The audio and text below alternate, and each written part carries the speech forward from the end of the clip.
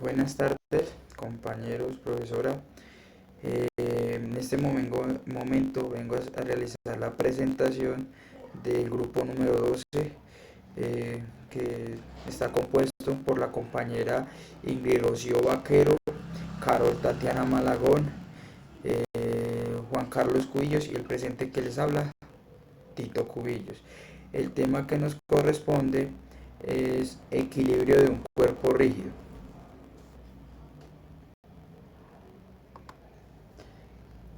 Vamos a continuar con la introducción del tema.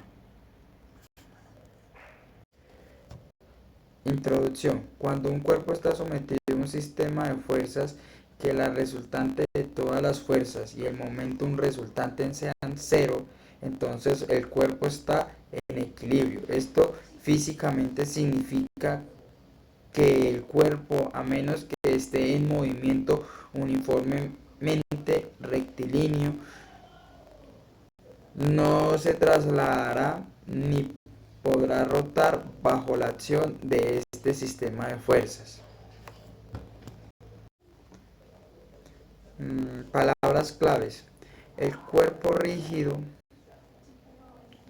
es aquel objeto o sistema que no sufre deformaciones por efecto de fuerzas externas, es decir, un sistema con partículas cuya posición no cambia.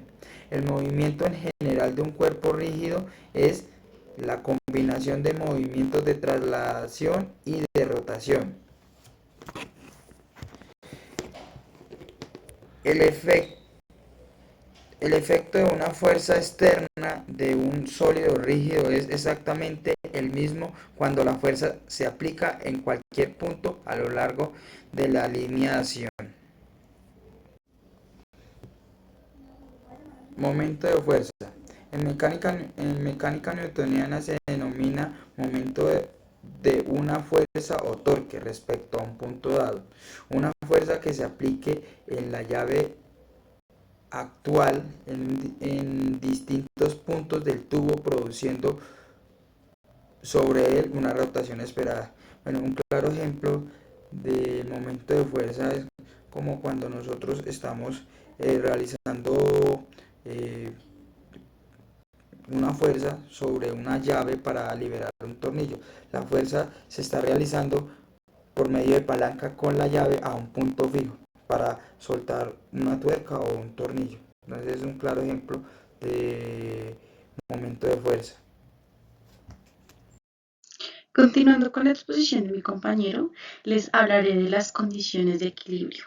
Empezaré con la primera, que es el equilibrio de traslación. En este, la sumatoria de las fuerzas que se aplican sobre el cuerpo son iguales a cero. ¿Pero por qué se da o por qué ocurre esto? Ocurre porque o el cuerpo no se está moviendo o trasladando o se mueve con una velocidad constante. ¿Qué quiere decir? Que cuando la aceleración lineal del centro de masa es cero. En el ejemplo de la diapositiva observamos una masa que le vamos a llamar a la cual se le están aplicando dos fuerzas. Una del centro hacia la izquierda abajo y la otra del centro hacia la derecha arriba. Las dos fuerzas equivalen a 80 newtons. Aplicando las normas anteriormente mencionadas nos daría cero. Continuando con las condiciones de equilibrio, les hablaré de la segunda, que es la rotacional. En esta, la suma vectorial de todos los torques, que ya en un momento les explicaré qué es, en los extremos que actúan sobre el cuerpo rígido, alrededor de cualquier origen es cero. Cualquier origen es de cualquier lado o extremo puede venir la fuerza. También hay que tener muy en cuenta que el centro de gravedad de un sistema que se considere particular es un punto en el cual se considere que se está aplicando la fuerza de peso total del sistema P, le podemos poner. Como les mencioné en la anterior diapositiva, les explicaré qué es el torque, que representaremos con la letra T minúscula, o momento de una fuerza. Esto es cuando aplicamos una fuerza en algún punto de un cuerpo que se encuentre rígido. El cuerpo va a tender a realizar un movimiento de rotación de torno a algún eje. La propiedad de esta fuerza para hacer girar el cuerpo se mide con una magnitud física. Y a esto es lo que le llamamos torque o momento de fuerza. Ahora bien, para calcular este torque o momento de fuerza, les hablaré de un método llamado método de escala. Para hacer este cálculo fácilmente del torque debemos primero que todo procurar que trabajemos con dos vectores. Le llamaremos al primero fuerza F y al segundo posición representado con la letra E minúscula. De esta manera tenemos que mirar que ambos sean perpendiculares. Si cumplimos esta condición, el torque o momento de fuerza puede calcularse fácilmente multiplicando la distancia por la fuerza. Entonces, la ecuación sería T igual a F por D o torque igual a fuerza por posición o distancia. Es importante aclarar que, pues, obviamente, como estamos realizando operaciones, son importantes los signos. Entonces, vamos a usar en este caso el método de la regla de la mano derecha en sentido horario o antihorario. Entonces, si es antihorario, vamos a ser positivos y si es horario, va a ser negativo. Buenos días. Vamos a hablar de apoyos y máquinas simples. La reacción ejercida sobre una estructura bidimensional puede ser dividida en tres grupos que corresponden a tipos diferentes de apoyos y conexiones. Ahí como nos muestra la imagen, hay diferentes apoyos. Digamos, tenemos apoyos y enlaces. Digamos, tenemos de rodillos, balancín o superficiales, que son unas fuerzas con recta soporte conocida. O tenemos por cable o bicicla. Fuerzas que son rectas y soportan conocidas. También tenemos de corredor o de curso o pasador de ranura lisa. Fuerza que recta soporta su conocimiento. Articulada y superficialmente rigurosa, fuerza con direcciones desconocidas y empotramientos y fuerza impar. Pues ahí nos muestra los diferentes apoyos y enlaces que tenemos. Nos muestra también las fuerzas que realiza cada quien para, digamos, alcanzar su punto de estabilidad. Una máquina simple es un dispositivo que transforma en trabajo útil la fuerza aplicada en ella. El trabajo de entrada se realiza mediante la aplicación de una sola fuerza y la máquina realiza el trabajo de salida a través de la fuerza única.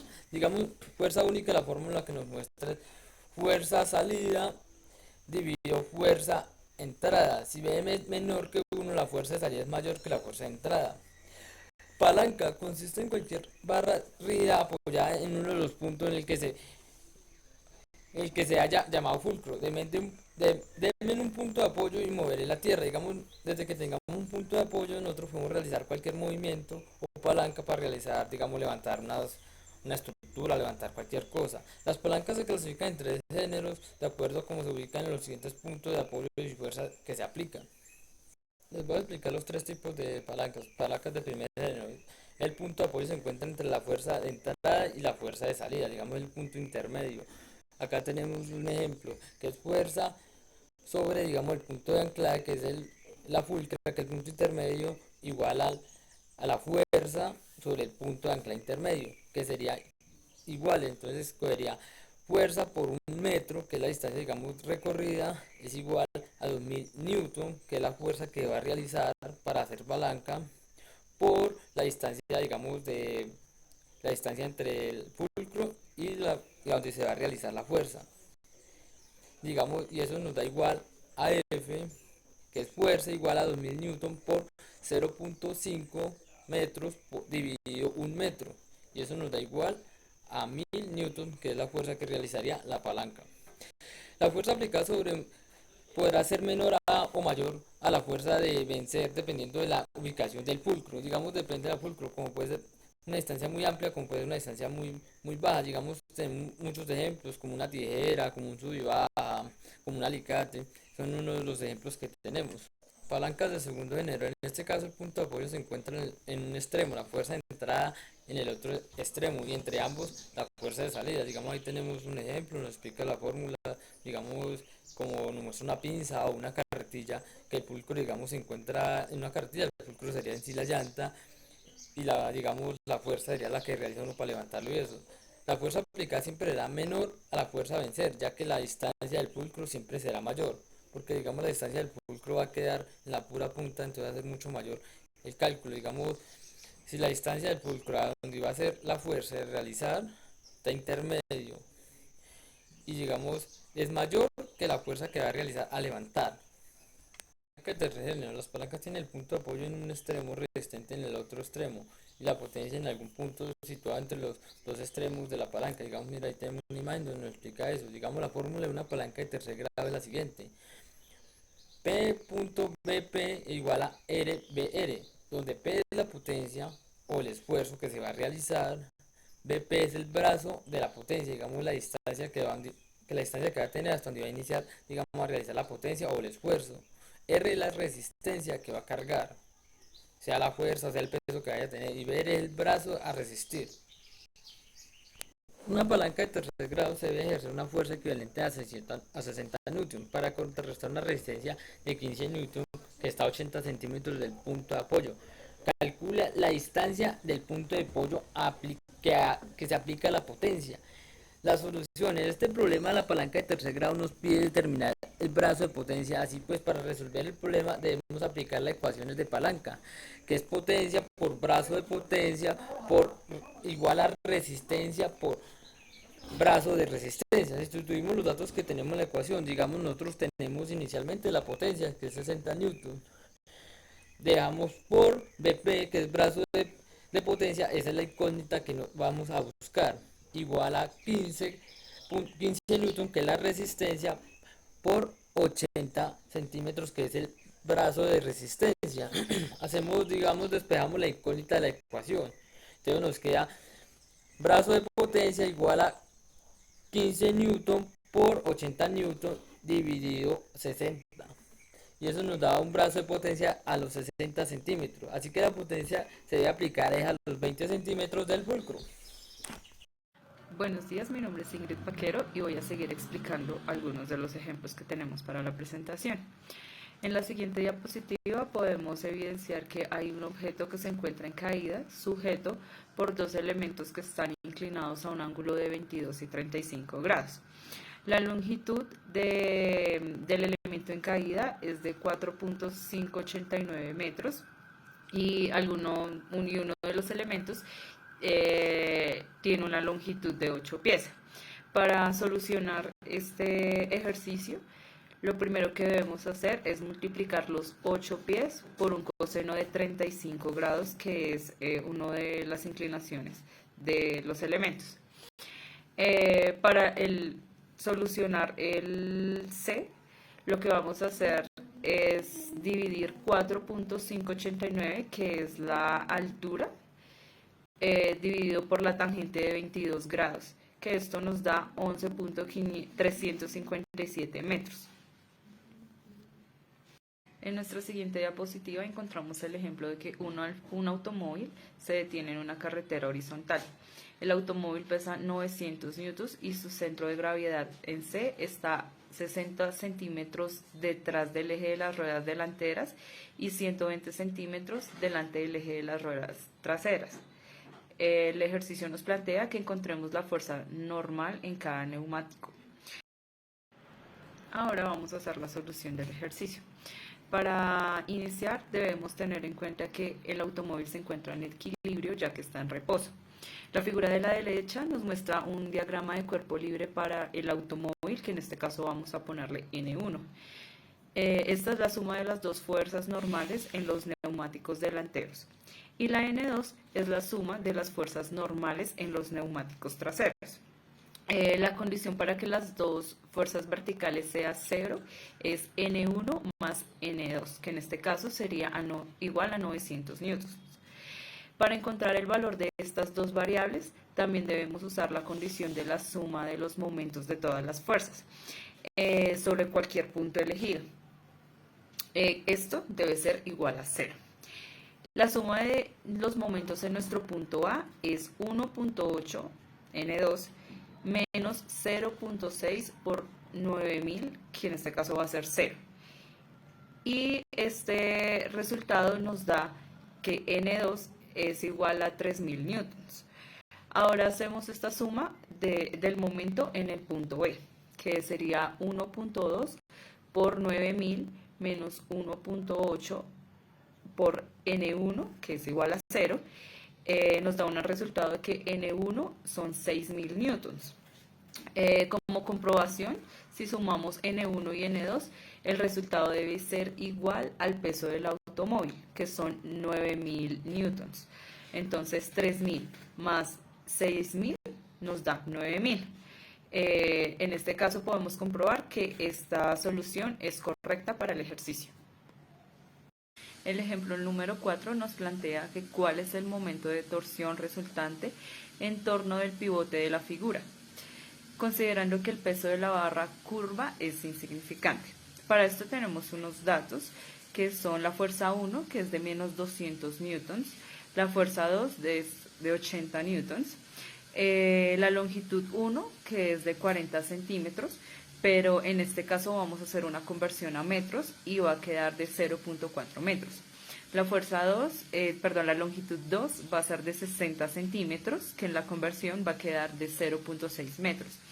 El ángulo 1 es de 40 grados, el ángulo 2 es de 90 grados y nos pide que cuál es la torsión. Para la solución vamos a hallar primero la torsión 1, que es la fuerza 1 por la longitud 1 por el seno del ángulo 1. Entonces, para la solución, tenemos que la torsión 1 es igual a la fuerza 1 por la longitud 1 por el seno del ángulo 1, que nos traduce a menos 200 newtons por 0.4 metros de la conversión que hicimos ya anteriormente por el seno de 40 grados. Este resultado nos da menos 51.42 newtons por metros.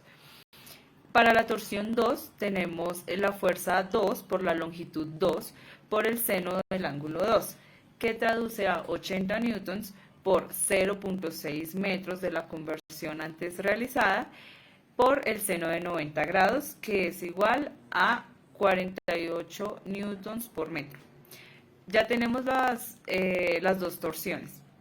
Ahora solo las sumamos, que sería menos 51.42 más 48 es igual a menos 3.42.